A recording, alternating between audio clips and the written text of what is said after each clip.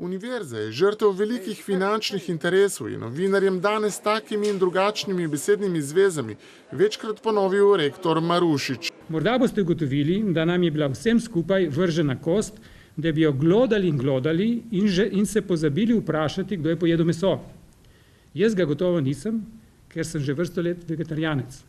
Javnost so v preteklih dneh najbolj zmotile navedbe glede znanstvene konference posvečene rektorjevemu rojstnemu dnevu, visoki honorarji za odvetnike, izplačevanje visokih potnih stroškov, zaposlovanje prijateljev in sorodnikov in še bi lahko naštevali. Zaradi majhnosti Kopra in Slovenije se težko izognimo temu, da je več sorodstveno povezanih zaposlenih na isti inštituciji. Z dogajanjem se je želel iz prve roke danes seznaniti tudi pristojni minister, ki se je naključno modil na obali. Mi bi se z velikim veseljem oglasili na univerzi, ampak rektor za nas nažalost ni imel časa. Niti nihče iz ekipe rektorja. Marušič je danes ponovno zavrnil plačilo dobrega $5 milijona nenamensko porabljenega denarja za gradnjo univerzitetnega kampusa Livade. Tu pa zdaj je že nekdo v tej zmešnjavi absurdov očitno že presegel samega sebe. Kar se nas tiče, je zadeva jasna, denar je treba vrniti.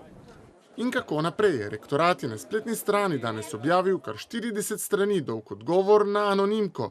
Minister Pikalo pa je sprejel odločitev o napotitvi zunanje revizorske hiše na univerzo. Ugotovitve bodo znane v začetku decembra.